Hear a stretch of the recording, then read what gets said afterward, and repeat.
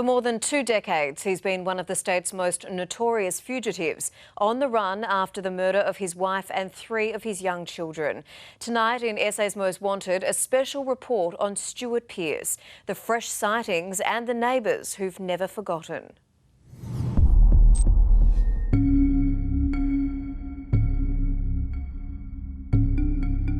From the outside, the Pearces seemed like any other suburban family. It was just a normal house, it really was. Everyone says the same thing. He just seemed a good bloke. But overnight on January 6, 1991, the man they called Stewie went from knockabout dad to Australia's most wanted, suspected of killing 4 members of his own family, then torching their home. Mr Pearce remains the sole suspect. Other people have been looked at, investigated and ruled out. Nearly 24 years on, neighbours still remember awaking to the blaze around 7 o'clock that morning. My lad picked up a boulder and threw it through the window to think we could get in, but the heat was so intense, it was just no way. What was found inside the house was horrific. Pearce's 31-year-old wife Meredith had been tied to a chair with a towel shoved inside her mouth. 3 of his children had all been suffocated with plastic bags which had been placed over their heads. All 4 of them had already died before petrol was used to set the house on fire. The search for Stuart Pearce was underway. His white Datsun sedan, later found in the car park of a Kilkenny shopping centre, the next sightings of the fugitive coming from the state's southeast.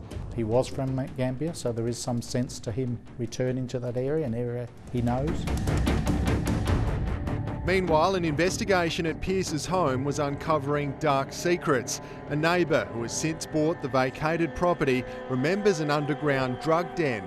You've got the bunker here, and would have been probably 3 metres by 10 metres at least. From what I can work out, there was about 25 plants inside there. But the theory that drugs were a motive and that Pearce himself was also a victim has been all but dismissed. There's no suggestion that Mr Pearce has met with foul play. Police last month released these images showing what a now 56-year-old Pearce may look like.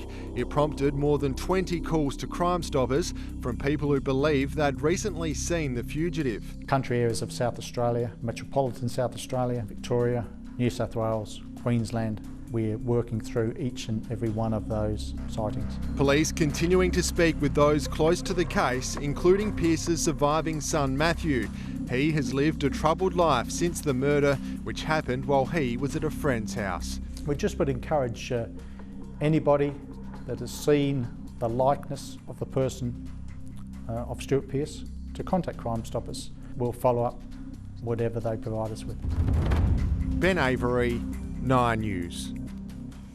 And a $1 million reward remains on offer for anyone who can help police track down Stuart Pearce.